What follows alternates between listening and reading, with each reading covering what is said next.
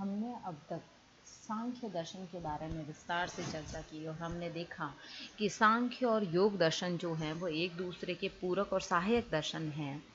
तो योग दर्शन जो है उसके प्रणेता पतंजलि माने जाते हैं। उन्हीं के नाम पर इस दर्शन को पातंजल दर्शन भी कहा जाता है।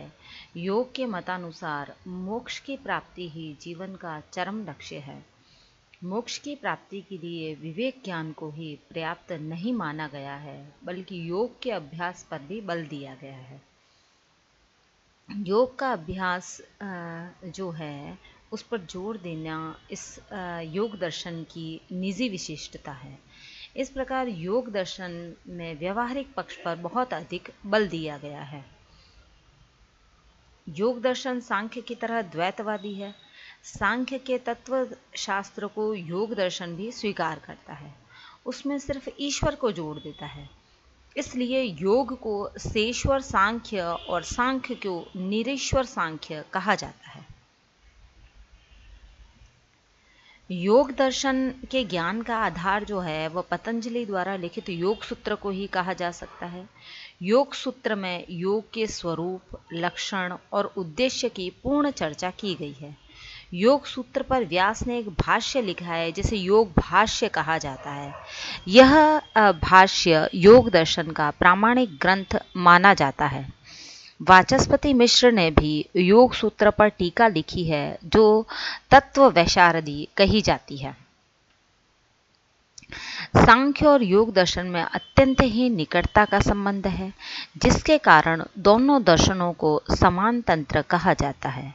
दोनों दर्शनों के अनुसार जीवन का मूल उद्देश्य मोक्षानुभूति प्राप्त करना है।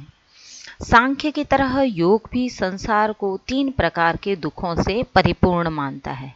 वे 3 प्रकार के दुख जो हैं वह आध्यात्मिक दुख, आदि भौतिक दुख और आदि दैविक दुख।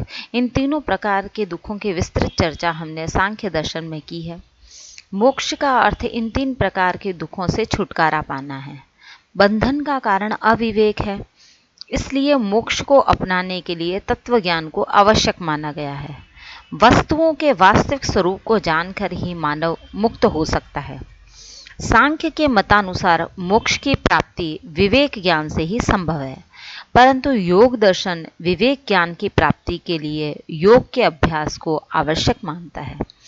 इस प्रकार योग दर्शन में सैद्धांतिक ज्ञान के अतिरिक्त व्यवहारिक पक्ष पर भी जोर दिया गया है। सांख्य और योग दर्शन को समान तंत्र कहे जाने का कारण यह है कि योग और सांख्य दोनों के तत्वशास्त्र एक हैं। योग दर्शन सांख्य के तत्व विचार को अपनाता है।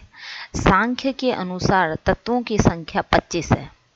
सांख्य के 25 तत्वों 10 बाह्य इंद्रियां, 3 आंतरिक इंद्रियां, 5 तन्मात्र, 5 महाभूत, प्रकृति और पुरुष को योग भी मानता है। योग इन तत्वों में एक तत्व ईश्वर को भी जोड़ देता है, जो योग दर्शन के 26वां तत्व कहलाता है। इसलिए योग के मतानुसार तत्वों की संख्या 26 है।